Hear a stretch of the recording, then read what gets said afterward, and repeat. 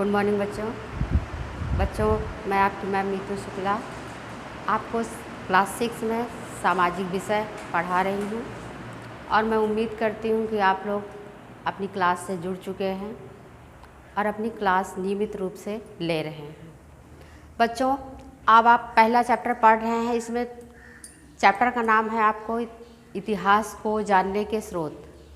तो इतिहास क्या है, इतिहास की काल गणना और इतिहास को जानने के स्रोत में अभी तक आपने पढ़ा ऐतिहासिक स्रोत, जिसके अंतर्गत आप पुरातात्विक स्रोत और साहित्यिक स्रोत के बारे में पढ़ चुके हैं।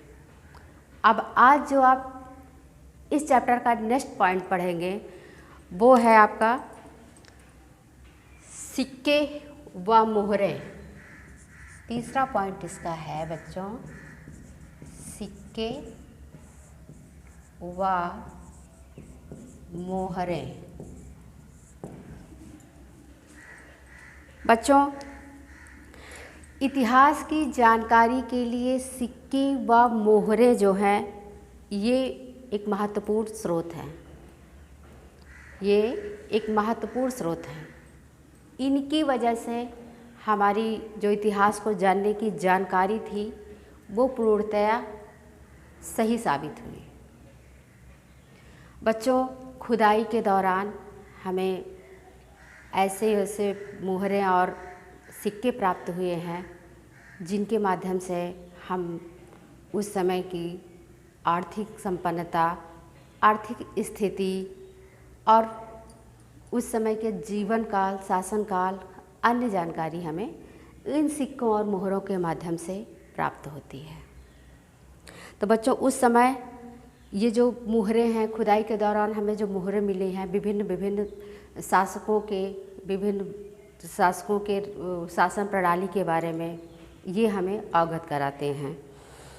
और इससे उस समय की मोहरों में प्राप्त जो चिन्ह थे वो उस समय की शासन पद्धति और कलाकृति के बारे में या सरकारी नियमों के बारे में हमें बताते हैं।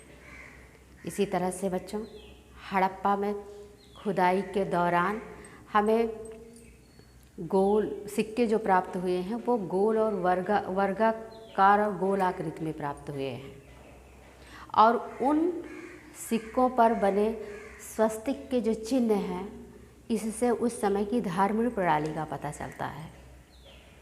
जो हड़प्पा की खुदाई के दौरान बच्चों हमें सिक्के प्राप्त हुए हैं, उन सिक्कों में स्वस्तिक का निशान बना है जिससे उस समय की धार्मिक प्रणाली का पता चलता है। और खुदाई के दौरान ऐसी मोहरें मिली हैं जिसमें कुछ कलाकृतियाँ हैं, मूर्तियाँ बनी हैं या मूर्तियाँ हैं, मूर्तियों में बनी उनकी जो कलाकृतियाँ हैं इससे उस समय की कलाकृति के बारे में जानकारी प्राप्त होती है। तो बच्चों, सिक्के और मोहरे ये ऐतिहासिक स्रोत जो हैं, इतिहास को जानने के स्रोत जो हैं उसमें मुख्य रूप से हैं। सिक्कों और मोहरों के माध्यम से हमें इतिहास को जानने की जो जानकारी है वो हमें विशेष रूप से मिलती है। इन्हीं से हम उस समय की शासन व्यवस्था, शासन प्रणाली, राजाओं के बारे में या राजाओं का शासन कैसा था, उनकी सामाजिक और आर्थिक स्थिति कैसी थी, उनकी संपन्नता कैसी थी, यह सब हम मोहरों और सिक्कों के माध्यम से प्राप्त करते हैं। और इसके आगे जो अगला पॉइंट है वो है शिलालेख।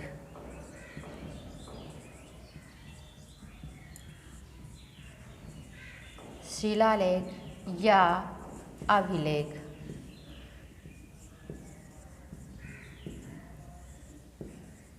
बच्चों, शिला माने पत्थर होता है, लेख माने यानी कि पत्थर पर लिखे गए लेख जिन्हें हम शिलालेख कहते हैं।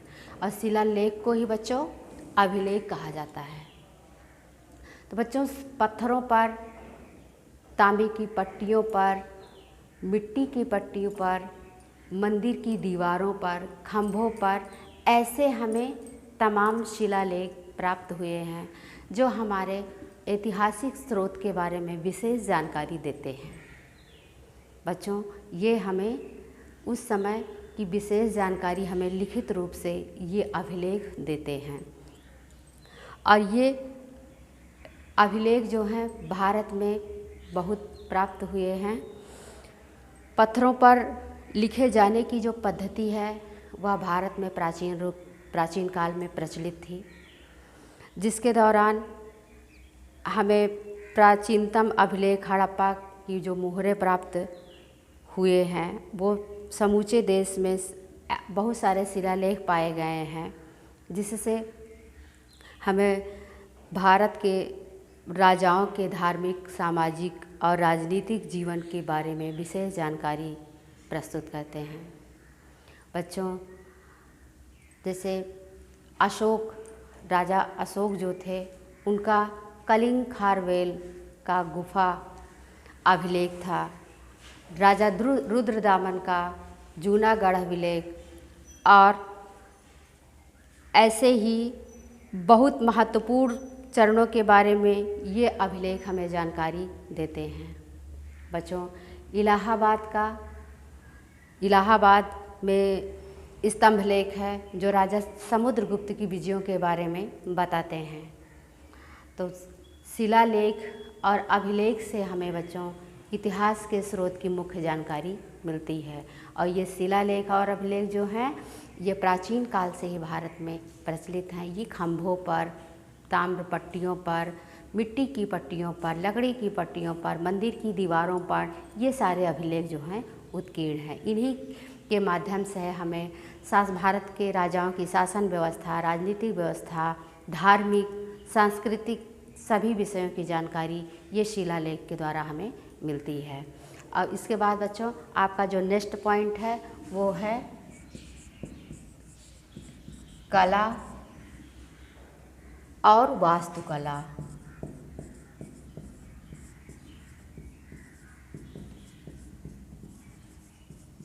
कला और वास्तुकला। बच्चों, सातवाहन नरेश जो थे वो हिंदू धर्म को मानने वाले थे, लेकिन उस समय जैन धर्म और बौद्ध धर्म के बहुत से स्तूप वहाँ बनवाए गए थे। और इनकी स्मारक जो बौद्ध धर्म और जैन धर्म के जो स्मारकों की अधिकता पूरे भारत में थी। और ये स्तूप जो थे, मंदिर के मठ बनवाए गए थे और स्तूप बनवाए गए थे। इन स्तूपों का आकार अर्धगोलाकार होता था। अर्ध मंदिर गोलाकार बड़े स्मारक होते थे। इन्हीं के आसपास बौद्ध भिक्षुक रहते थे और ये बौद्ध भिक्षुक जो थे वो बौद्ध धर्म के प्रचार प्रसार में लगे रहते थे। और इन स्तूपों का निर्माण बच्चों भारत के हर जगह, हर कोने में हुआ था और अनेक मंदिरों का निर्माण हुआ। और इसमें बौद्ध स्तूपों में बच्चों बौद्ध भिक्षुओं के अवशेष जो होते थे वो रखे जाते थे। बौद्ध भिक्षुओं के अवशेष जो हैं वो रखे जाते थे। बच्चों, कला और वास्तुकला में सबसे पहले मंदिरों के सातवाहन नरेश हिंदू धर्म के राजा थे और उन्होंने बहुत सारे मंदिरों का निर्माण करवाया। क्योंकि उस समय जैन धर्म और बौद्ध धर्म के स्मारक की अधिकता थी और उन स्मारकों में स्तूप जो थे वो बनवाए गए थे और उन स्तूपों का आकार अर्ध गोलाकार होता था। और वहीं पे बौद्ध भिक्षुक रहते थे और उन स्तूपों में बौद्ध भिक्षुओं के अवशेष जो होते थे बच्चों वो दबे हुए होते थे, उन्हें संजो करके रखा जाता था। अगला आपका नेक्स्ट पॉइंट है और लास्ट भी है, इसमें है पांडुलिपियों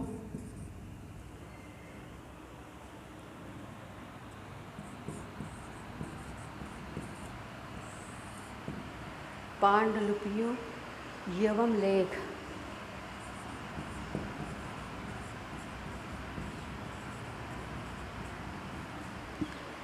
बच्चों, इसके अंतर्गत हम विदेशी यात्रियों की यात्रा वृत्तांतों का वर्णन पढ़ते हैं।